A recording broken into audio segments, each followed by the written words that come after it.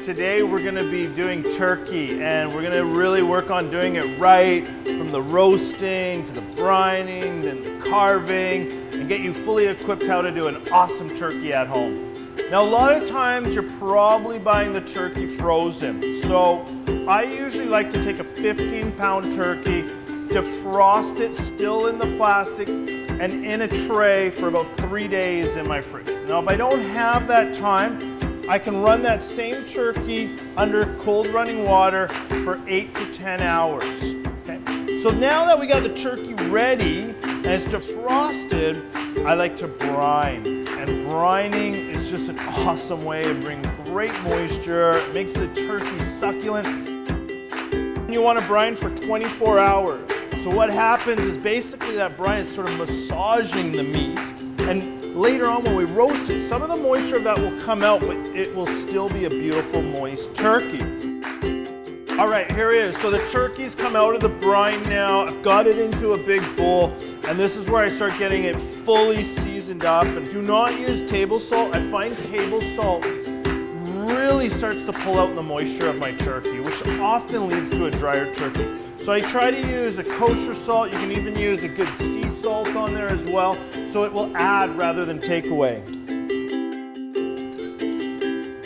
Next, we're gonna get in some lemon here, and I like to squeeze the lemon over top, and that'll just add a nice sort of tangy flavor to the turkey. A little bit of olive oil, of course, and then I get the butter, and the butter goes right into the carcass also, and later on when we're basting that, we're gonna use some of that butter, and I put it in the carcass so it doesn't melt off the side and burn into the pan.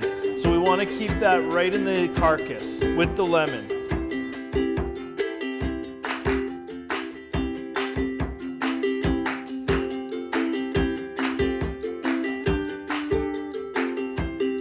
So some recipes call for roasting at 350. I like to start at 400, and it just really helps with browning the turkey. And then after the first 3 minutes, I turn it down to 350. Once that browning happens, every 30 minutes I'm basting. If you can, when you're cooking turkey, try to give it its own oven, its own space. I know that's not practical in all homes, but if you start it off in there and you start getting that browning happening, you'll be happy for it later. Okay, so it's been 30 minutes exactly now, and that's where I like to drop the temperature from 400 down to 350 now. And we're gonna do our first basting, and we're gonna continue the basting every 30 minutes until it's done. At this point, we're seeing a little bit of browning taking place, but keep in mind, that has a few hours to go. Take a look here. This is where I get all that. Remember that butter we put in earlier? All those juices, look at that. Those are just gonna get rubbed right over top.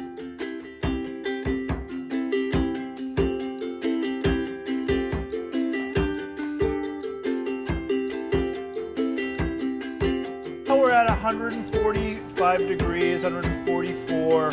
We want to make sure that gets to 165, then we'll pull the turkey out, and I let the turkey rest for a good 30 to 40 minutes before I carve it. That's key. Let's give it its last and final read. I have a feeling it's around 165 now. Let's take a look. Oh my goodness, that looks so good. Right over here where the turkey legs are, you can start to see some of the meat pull away from the bone. That's a sure sign that the turkey is more than 3/4 cooked. So that's a sign to look for. So let's check again. So you can see there we're at 164. That's good, okay? Sometimes you don't have to be right on 165. We're gonna take this turkey out. We're gonna allow it to sit. Don't worry about the turkey cooling down. I don't tent the turkey. You don't need to do that with foil. Just let it rest. It's gonna be piping hot. 40 minutes for this bird, and then we're going to carve it and make sure all those juices settle in there. Okay, so turkey's out. I've allowed it to rest for 40 minutes. That's another key. You want more moist turkey, allow it to rest, okay? So all the juices settle inside. Everyone has their own style of carving the bird. I like to take the breast meat off and slice it nicely. See down here? What I do is I just make a quick carve. And that goes in. That comes out quite easily. Next cut we do is between our breast meat and our leg meat. We want to remove the legs. I allow the knife to follow down along the side. So this is removing the leg and taking a cut. Now what we have is at the end of it, we have the ball joint stuck in. So what I do is, watch here, is I remove that and I pop that meat out and I pull the turkey leg away. Look at that. So we get it all in one clean shot. And then what I like to do is I cut between the two neck bones, the drum and the thigh. Now, look what we're gonna do. This is how we remove the breast meat. Look at here, go right in the top. This is the top of the cartilage and it goes down the side. So watch how I remove the turkey breast.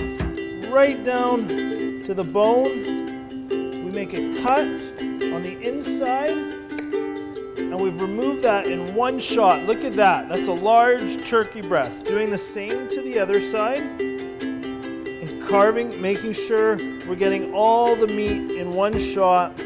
Right now I have two nice turkey breasts removed. What I would do with this is pull a lot of the extra meat off, and this is where you can go in with your knife at the side and start carving off little pieces of the turkey meat. Lay those around, and then you might have to get in here with the tip of your knife. Make sure you get it all. What we're gonna do now is carve the breast. So to do that, I just simply remove the wing bone, put the wing bone in with the dark meat. We do that on both of them. And look at that, we have these two beautiful breasts. And what I do now is I carve through those and I get these beautiful slices. There we go, that's a 15-pound turkey all broken down now. That's how I do turkey. The breast meat is ready to go, the leg meat. We've got the cranberries. We're gonna serve that with some stuffing. We're gonna serve that with some beautiful gravy. And that's turkey dinner done right.